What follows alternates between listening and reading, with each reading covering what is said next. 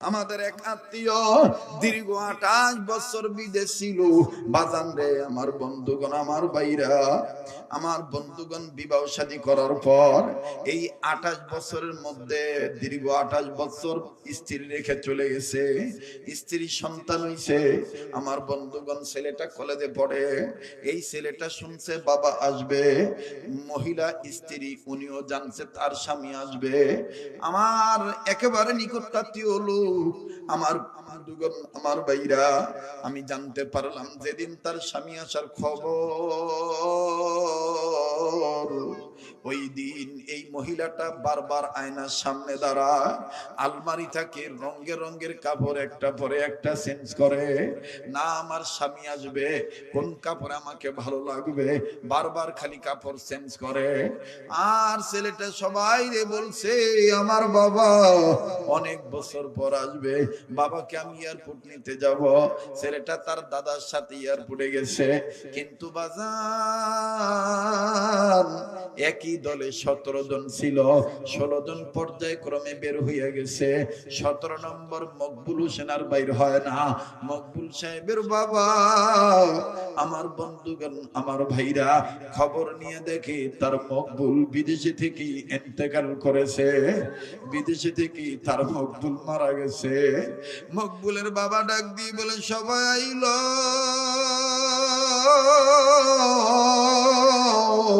আমার ছেলে কেন আসে না? ডাক দিয়ে বলতেছে ও কাকা, আপনার মকবুল তো আমাদের সাথে কাজ করতো। ও কাকা, গতকালকে মকবুল ভাই হঠাৎ করে স্ট্রোক করে তারপরে মারা যায়। এবার মকবুল সাহেবের বাবা চিৎকার দিয়ে বলে আল্লাহ,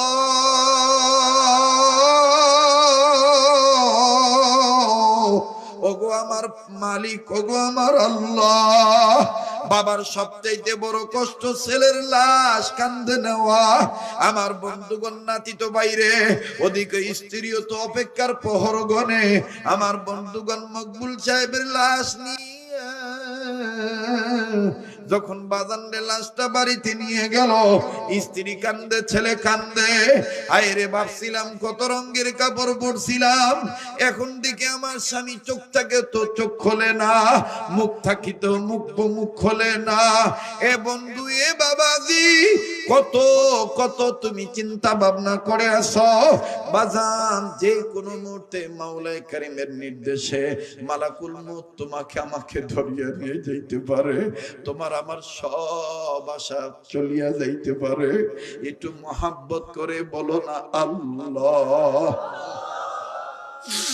বাজান, কি এমন গুনাহ করছেন যে দিল নরম হয় না, চোখের পানি আসতে চায় না?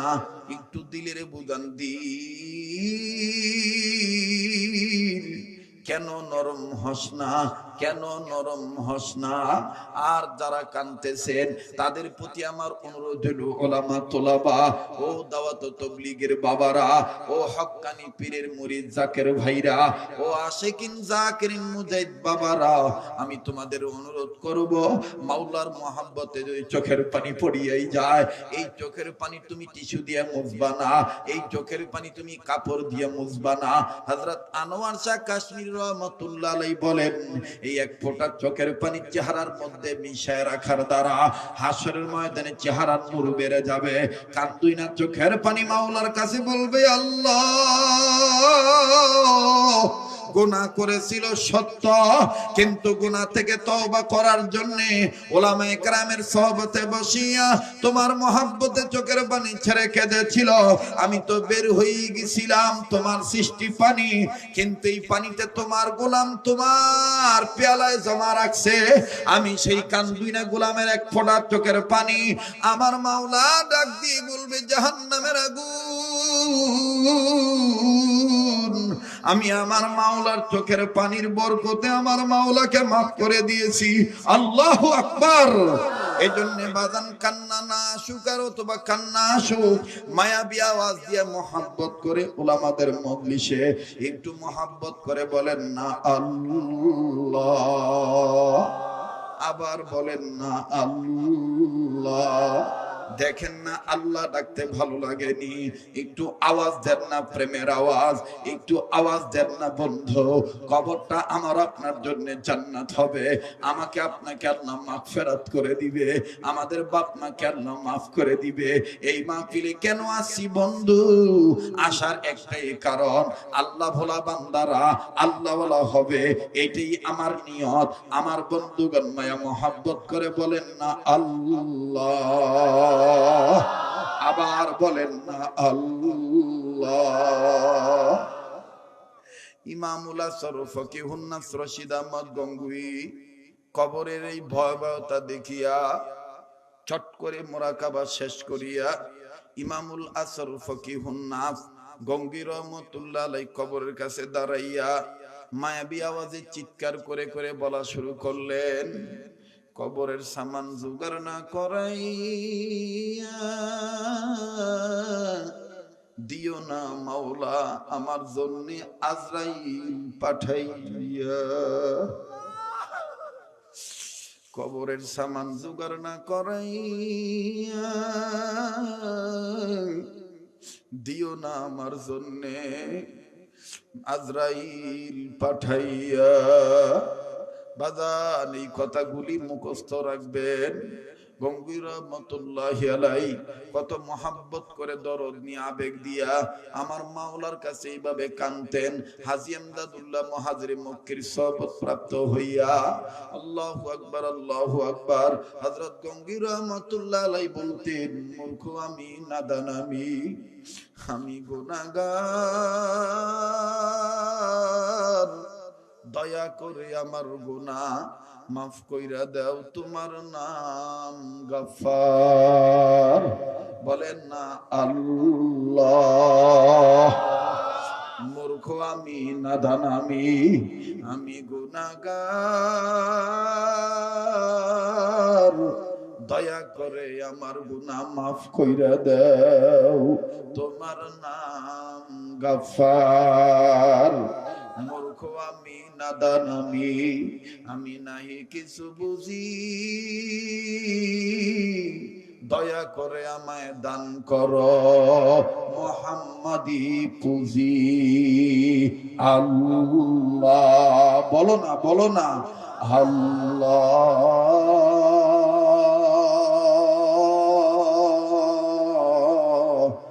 আল্লাহ। দেখো আল্লাহ বলতে যদি কলম মজা পায়, আল্লাহ বলতে যদি ভালো লাগে, যদি চোখের পানি পড়ে, ও মাদক সেবনকারী ভাইরা, ও জিনাকারী ভাইরা, ও বেনামাজি ভাইরা, ও তারিকাতুন্না ভাইরা, ও জাহান্নামের পথের প্রতীক হইন্না ভাইরা, জান্নাত পাইতে গেলে তওবা করা লাগবে, চোখের পানি ঝেড়ে কান্না লাগবে, আহলুল্লাহদের সোহবতে আসা লাগবে। একটু মহাব্বত করিয়া বলেন না আল্লাহ আল্লাহ। কেউ কারো দিকে তাকাইবেন না, কেউ কারো দিকে তাকাইবেন না। মান আরাফা নাফসাহু ফাকাদ আরাফা রাব্বাহু। যে নিজের চিনলো সে আমার আল্লাহর চিনলো। নিজের কবরে যেহেতু নিজে যাব, নিজের কবরে যেহেতু নিজে যাব, আমার কবরে কেউ জবাব দিবে না। এই জন্য বাজান নিজের দিল তৈয়ার করেন আমার বন্ধুগণ, আমার ভাইরা। এই উসিলায় যেন আল্লাহ আমাদের মাফ করিয়া দেয়। আরে যার গুনাহ আছে কান্দরে বাবা, কান্না না আসলো জোর করিয়া কান্দানো, আমার মাওলা তাও মাফ করিয়া দিবে। আমার বন্ধুগণ, আমার ভাইরা, মহব্বত করিয়া কান্দ। আল্লাহর ইশক করা, আল্লাহর ভয় ছাড়া ওলি হওয়া যায় না। ডাইন বামে যেহেতু পাতার ভয়, ডাইন বামে যেহেতু কৃষি ফলের ধান, নিচে তোমার জমিন ইট পাটকেল, আসমান চতুর্দিকে ফেরেশতারা। আমার বন্ধুগণ, মাহফিল সাক্ষী হয়ে গেল। আমরা সবাই আল্লাহওয়ালা হতে চাই, আমরা জাহান্নামের আগুন থেকে বাঁচতে চাই। এরে বন্ধু, মায়া লাগায়া মহব্বত করিয়া আমার আল্লাহর দরবারে কান্নাকাটি করতে হবে আকাবির আসলামের নমুনায়। এইভাবে আওয়াজ দিয়ে বলতে হবে, কবরের সামান্না জোগাড় করাইয়া দিও না মালাকুল মউত পাঠাইয়া।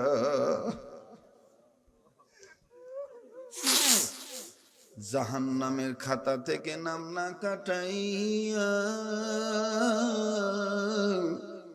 দিও না আজরাইল পাঠাইয়া। গুনাহগার খাতা থেকে নাম না কাটাইয়া দিও না আজরাইল পাঠাইয়া। আল্লাহ আল্লাহ তুমি মাফ করিয়া দাও, আল্লাহ তুমি কবুল করিয়া লও। আল্লাহ এরা শ্রমিক মানুষ, আল্লাহ আমার আব্দুল সালামের মেহনতকে কবুল করো।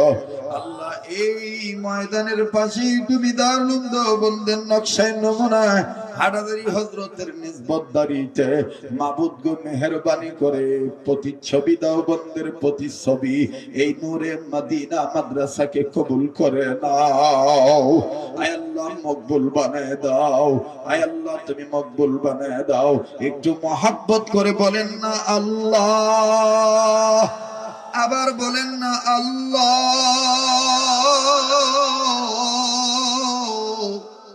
কবরের সামান জোগাড় না করাইয়া দিও না মোদের লাগি আজরাইল পাঠাইয়া। যুবক দেখো তোমাদের বন্ধু তোমাদের ভাইকে আল্লাহ কেমনে আল্লাহ ওয়ালাদের লাইনে আনছে, কেমনে এই ইসলামী লাইনে আসলো। আমি তো এই লাইনের বয়ানই করতে জানতাম না। কুতুবুল্লাহদের সোহবতে যাওয়ার কারণে আমার মাওলা দিল এইরকম বানিয়ে দিছে। বাজান দুনিয়াদারির কোনো চিন্তা নাই, আল্লাহ ওয়ালাদেরকে পাওয়া চাই। আল্লাহ ওয়ালাদেরকে পাইলেই আল্লাহকে পাওয়া যায়, আল্লাহ ওয়ালাদেরকে না পাইলে আল্লাহকে পাওয়া যায় না। কথা বলেন ঠিক না বেঠি? এ বন্ধু এ বাবাজি আর কোন লম্বা নয় বাজান। জাহান্নাম থেকে বাঁচার পদ্ধতি চারটা।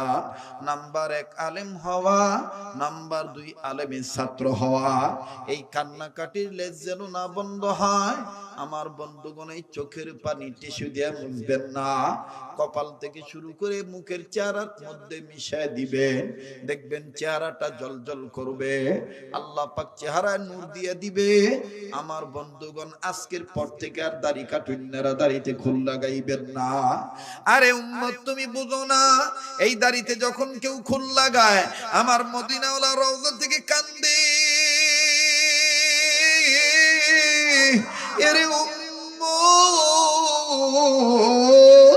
আমি কিন্তু মক্কাবাসীর জন্য কবরে কান্দি না, আমি কিন্তু মদিনার স্বর্ণের পাহাড়ের জন্য কবরে কান্দি না। এরে উম্মত এই রওজায় শুয়েও কিন্তু আমি উম্মতি উম্মতি বলে কান্দি। জন্মের পরে উম্মতি উম্মতে বলছি, কবরেও উম্মতি উম্মতি বলি, আবার হাসরেও উম্মতি উম্মতি বলবো, মিজানের কাছে যাইও উম্মতি উম্মতি বলবো, ফুলসিরাতের পুলের কাছে যাইও উম্মতি উম্মতি বলবো, হাউজে কাউসারের পারে যে উম্মতি উম্মতি বলবো, আবার জাহান্নামের গেটে যাইও উম্মতি উম্মতি বলবো। আমি তোরে কবরে নিয়ে আইছি, আমি তোর মহব্বত কবরে নিয়ে কান্দি।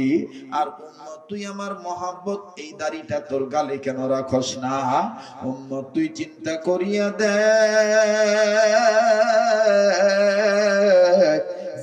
জীবিত অবস্থায় হাতের ঘড়ি হাতের আংটি চোখের চশমা গায়ের পোশাক মারা গেলে সব খুলিয়া রাখিয়া দেয়, কিন্তু আমি নবীকে মহব্বত করিয়া যে দাড়িটা রাখবা এই দাড়িটা কিন্তু কবর দিয়ে যাওয়ার সময় কেউ কাটিয়া রাখতে পারবে না। এরে উম্মত আমি নবী ওয়াদা দিলাম, আমাকে মহব্বত করিয়া যদি তুমি সুন্নাত মানো, আল্লাহর হুকুমে ওয়াজিব দাড়িটা রেখে দাও, আমি নবী তোমাকে কথা দিলাম এই সুন্নাত মানার কারণে মান আহাব্বা সুন্নতি ফাকাদ আহাব্বানি ওয়া মান আহাব্বানি কানা মাই ফিল জান্নাহ। আমি নবীজি তোমাকে সুন্নাত ওয়ালা উম্মত হওয়ার কারণে আমার সাথে তোমাকে জান্নাতে নিয়ে যাব। সুবহানাল্লাহ। ও মুসলমান, কেমনে গো তুমি দাড়িতে খুল লাগাও, কেমনে গো তুমি না কান দিয়ে থাকো? আর লম্বা নয়। আলেম জাহান্নাম থেকে মুক্তি পাওয়ার পদ্ধতি 4টি। অনেক লম্বা কথা ছিল, সংক্ষেপ করে দিলাম। আল্লাহ তাআলা যদি কোনোদিন আবার এই মজলিসে আনেন, আমি আপনাদেরকে বিস্তারিত ব্যাখ্যা শুনিয়ে দেব। শুধুমাত্র তাফসীরে কাবির থেকে একটা ওয়াকে আপনাদের ঈমান তাজা করার জন্য বলি। আলেমের ছাত্র হইলেও দেখেন আমার মাওলা কেমনে মাফ করিয়ে দেয়। ইমামে ফখরুদ্দিন রাজি রহমাতুল্লাহ আলাইহি তাফসীরে কাবির মধ্যে লেখেন, আল্লাহর পয়গম্বর মুসা কালিমুল্লাহ যাচ্ছিলেন কবরের কাছে দিয়া।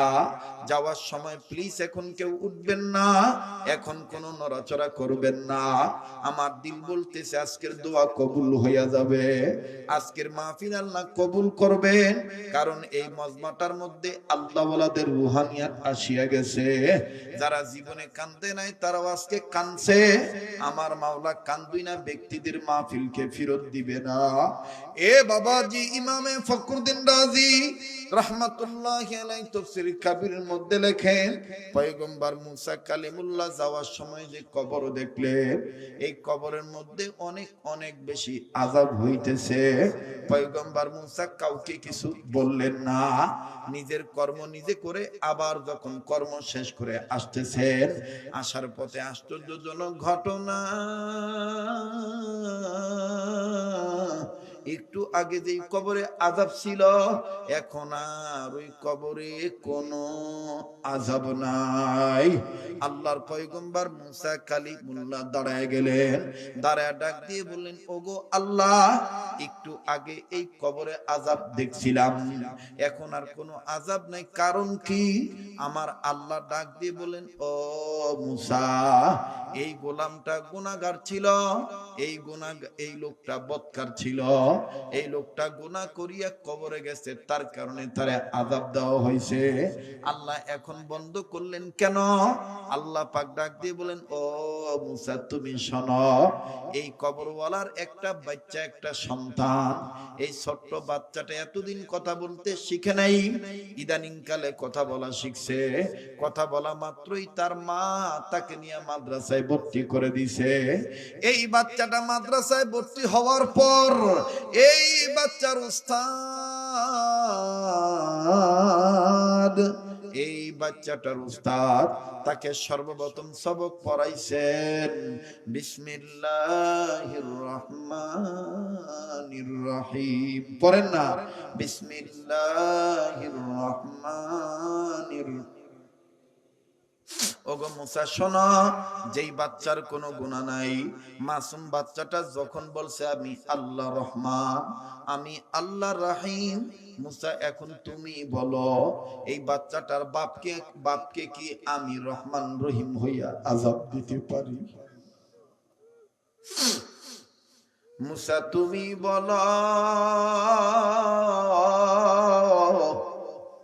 যেই বাচ্চাটা বলতে পারে আমি আল্লাহ রহমান, যেই বাচ্চাটা বলতে পারে আমি রহিম, ভাইরে তুমি আমি মা বাবার মায়া সারিয়া মাদ্রাসাকে মহব্বত করি না, কিন্তু আমাদের জীবনে কত ঘটনা আমরা দেখেছি। এই যে আমার আব্দুল সালাম বলল এতিম বাচ্চাদেরকে ভর্তি করে, এরকম একটা এতিম বাচ্চা আমার জানা ছিল না, বাবার জন্য তার এখনো মন কান্দে। বাজান এই তো কয়েকদিন আগে বারান্দায় দাঁড়ায় দাঁড়ায় নারিকেল গাছের অবস্থাটা দেখছিলাম আমার মাদ্রাসায়। হঠাৎ করে ওই বিকাল বেলায়, পরন্ত বিকাল বেলায় একজন ছাত্রের বাবা আসলো, হাতে কয়েকটা বিস্কিটের প্যাকেট আরো দ্রব্যাদি নিয়ে আসলো। আমাদের উস্তাদ ছাত্রকে পাঠায় দিল, ছাত্রটা বাবাকে সালাম দিয়া মুসাফা করে বাবার বুকে চলে গেল। আর বাবাও বাচ্চাটার কপালে চুম্বন দিয়া বলতেছে ঠিক মতন পড়বা। ও বাজান এই দৃশ্যটা দেখিয়া বারান্দায় সাইটে যেই বাচ্চাটা দাঁড়ানো, এই ছেলেটা আওয়াজ করে চিৎকার দিয়ে বলে, আব্বু গো, আব্বু গো। আমরা সবাই অবাক হয়ে গেলাম, কথা নাই বার্তা নেই, বাচ্চাটা কেন কান্দে? বাবা কি হইছে? আমার বন্ধুগণ, আমার হুজুরগণ ডাক দিয়ে বললেন, হযরত আসলে ওর বাবা নাই, ওকে আমরা এতিম হিসাবে ভর্তি করছি। ওকে ডাক দিয়ে বললাম, আব্বু তোমার বাবা কবে মারা গেছে? ছেলেটা কিছুই বলে না, খালি বলে আমার আব্বুকে আমি বলতে পারি না। ডাক দিয়ে বললাম, বাবা তুমি এখন এইভাবে চিৎকার দিলা কেন? ছেলেটা কান্দার ডাক দিয়ে বলে, হুজুর আমার এই ভাইয়াটার বাপ যখন তার জন্য বিস্কিট আনলো, আমারও আমার বাবার দৃশ্যটা মনে পড়ে গেছে। আমার বাবা এরকম আমার জন্য কত কিছু কিনে আনতো। বাবা তোমার বাবা কেমনি মারা গেল? ছেলেটা কান্দার বলে, হুজুর আমার বাবা এই তো গত কয়েক মাস আগে রোড অ্যাক্সিডেন্টে মারা গেছে। আমার বাবাও যদি থাকতো আমার জন্য এইরকম দ্রব্যাদি নিয়ে আসতো। আমি আমার বাবার কথাটা মনে হয়ে গেছি, তার জন্য আমি চিৎকার দিয়ে কাঁদছি। আমার বাইরে ছেলেটাকে মহব্বত করলাম, চোখের পানি ছেড়ে কাঁদলাম আর ডাক দিয়ে বললাম, আল্লাহ মা বাপ যার দুনিয়ায় নাই তার মতন বড় দুঃখের কেউ নাই। বাপ যার দুনিয়ায় নাই তার মতন বড় দুঃখের কেউ নাই। কয়টা কথা বলি রে বাবা। ও বাজান, সাভার অঞ্চলে যখন থাকা হইতো, আল্লাহু আকবার আল্লাহু আকবার, কেন্দ্রীয় কবরস্থান গোরস্থান, আমারই আত্মীয় স্বজন মাহফিল শেষ করে সকালবেলা বাড়িতে যেতাম। বাড়ির কাছে এলাকার ময় মুরব্বীরা দাঁড়ায় থাকতো। কাকা কেন এখানে দাঁড়াইছেন? বলতো, বক্তা হুজুর ও আমাদের বাতিজা তোমার বয়ানে কাজে লাগবে। একটা খুব অদৃশ্য, খুব একটা মর্মান্তিক দৃশ্য। কি মর্মান্তিক দৃশ্য? বলে মার পাগল দেখছি, এইরকম দেখি নাই। কবরে তার মায়ের রাখার পরেও সকাল না হইতে না হইতে ভোরবেলায় মায়ের কবরের কাছে যে শুয়ে থাকে। কবর হাতে ডাক দিয়ে বলে, মা গো তোর মতন কেউ আমার আদর করে গোসল করে দেয় না।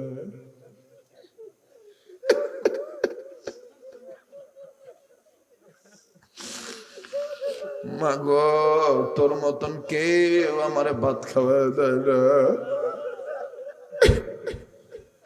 মা গো তোর মতন কেউ আমার আব্বু কইয়া স্কুলের ব্যাগ কান্দে দেয় না।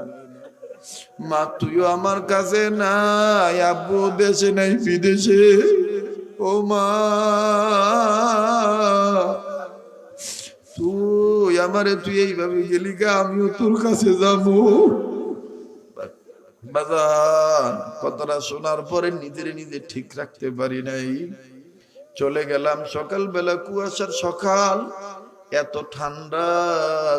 ছেলেটা একটা পাতলা শার্ট পরিয়া একেবারে পাগলের মতো নইয়া মার কবরের কাছে যাইয়া মায়ের কবর বারবার এরকম হাতায় আর ডাক দিয়ে বলে, আম্মু আম্মু গো তোর মতন কেউ আমার আদর করে খাওয়ায় না।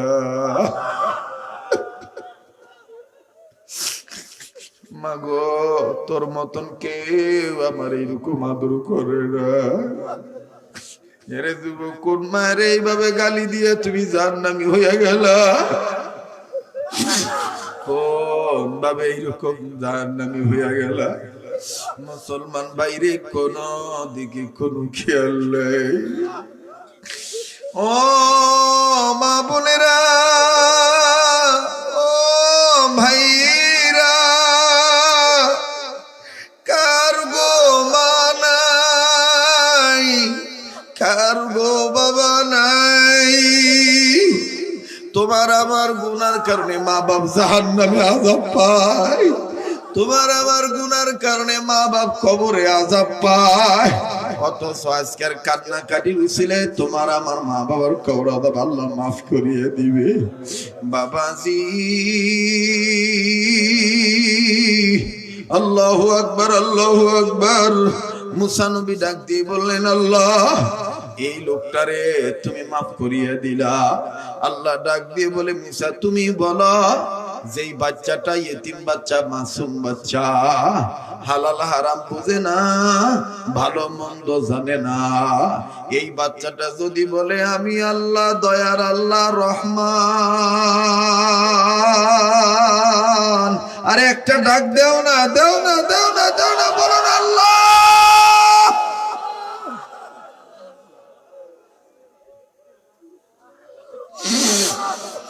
ও আল্লাহ, তুমি এই নজরে, অবশ্যই তোমার নজরের মধ্যে আমরা আছি। তারপরও আমি গোলাম আহমদ শফির খাদেম তোমাকে বলবো, হোসেন আহমদ মাদানীর খাদেম, আল্লাহ গো এই সিলসিলার যৌথ খাদেম, আল্লাহ সমস্ত গোলামদের গোলাম হইয়া তোমার দরবারে গোলামি প্রকাশ করে বলছি, একটু মায়ার নজরে তাকায় দেখো না এই অবস্থা। আল্লাহ তোমার গোলামরা কেমনে তোমার জন্য কান্দে, আল্লাহ আমাদেরকে তুমি কেমনে জাহান্নামের আগুনে জ্বালাইবা। আদর করে মানুষ তুমি বানাইয়া কেমনে দিবা জাহান্নামে ফেলিয়া। বলেন না, আদর করে মানুষ তুমি বানাইয়া, ডাক দেন না আল্লাহ। আদর করে মানুষ তুমি বানাইয়া কেমনে দিবা জাহান্নামে ফেলিয়া। বলো না, কেমনে দিবা জাহান্নামে ফেলিয়া। মায়া লাগায় বলেন, আদর করে মানুষ তুমি বানাই। ও ভাই, লজ্জা লাগে আল্লাহর কাছে বলতে, লজ্জা লাগে, জবানটা খোলো না। উলামা তোলাবা, তোমাদের উসিলা আল্লাহ আমাদের কবুল করতে পারে। বলো না, আদর করে মানুষ তুমি বানাই। আরো ভালো করে মহাব্বত করে তওবার নিয়ত করে, তওবা কবুল হবে ইনশাআল্লাহ। আদর করে মানুষ তুমি বানাই কেমনে দিবা জাহান্নামে। বলেন না, কেমনে দিবা জাহান্নামে। যত গুনাহ করছি মাওলা মোরা জীবনে, বলেন, যত গুনাহ করছি মাওলা মোরা জীবন। আর একটু মায়া করে আওয়াজ বাড়ায় দিয়া বলো না, জমিনও কাঁদতেছে। যত গুনাহ করছি মাওলা মোরা, মোদের গুনাহ মাফ কইরা দাও নিজ গুণে। ডাক দেন না আল্লাহ। এই মায়েরে মা কয়ে ডাক দিলে যদি খুশি হইতে পারে, মায়ের থেকে তো আল্লাহর দয়া বেশি। গুনাহ থাকলে বলুস না আল্লাহ। যত গুনাহ করছি মাওলা মোরা জীবন, মোদের গুনাহ মাফ কইরা দাও নিজ গুণে। তুমি যদি মাফ না করো বান্দা, তুমি যদি মাফ না করো বান্দা, বলো বলো বান্দা যাব কার কাছে, কার কাছে যাইতাম আল্লাহ। তুমি যদি মাফ না করো বান্দা, বলো বলো বান্দা যাব সকলেরই দরজা হইতে আল্লাহ ফিরিয়া, তোমার ওই দরজায় রইলাম পড়িয়া। আদর করে মানুষ তুমি বানাই। বলেন আদর করে মানুষ তুমি বানাই কেমনে দিবা জাহান্নামে বান্দা যখন জাহান্নামে